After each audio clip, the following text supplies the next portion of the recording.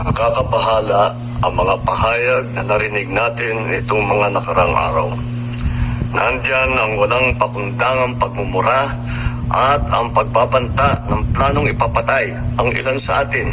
Kung ganun na lang kadali ang pagplano sa pagpatay ng isang presidente, paano pa kaya ang mga pangkaraniwan na mamamayan?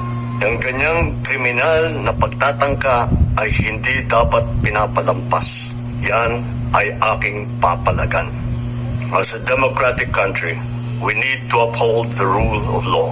Ako, bilang pinuno ng Executive Department at lahat ng mga nanunungkulan sa pamahalaan ay may sinumpaang tungkulin na tutupdin at pangangalagaan ang konstitusyon at ang ating mga batas. Kaya hindi tama ang pagpigil sa mga halal ng bayan sa paghahanap ng katotohanan. Hindi na sana hahantong sa ganitong drama kung sasagutin lamang ang mga lehitimong katanungan sa Senado at sa House of Representatives. Ang katotohanan ay hindi dapat itokhang.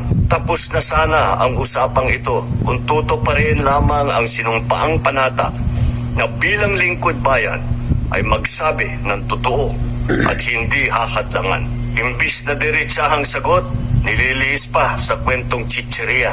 Hangad ko na matuldukan na itong mga pangyayaring ito sa parang matiwasay at magdadala sa atin sa katotohanan. 12 taon din ako nanungkulan sa magkaparehong kamara ng Kongreso. Batid ko ang kapangyarihan iginawad sa kanila ng taong bayan at ng ating konstitusyon.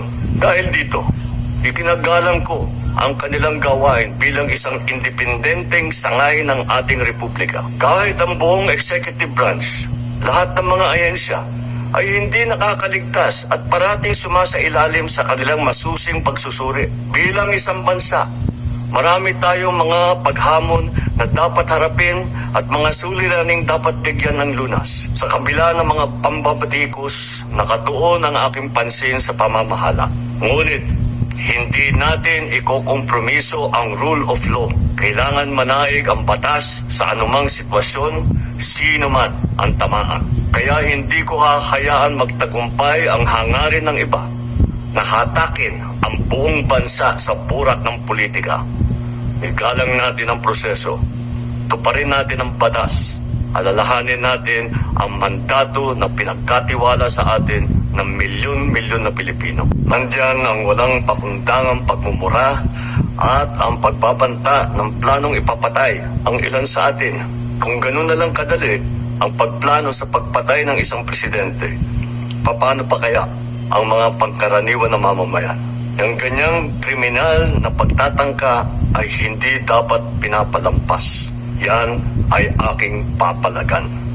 As a democratic country, we need to uphold the rule of law.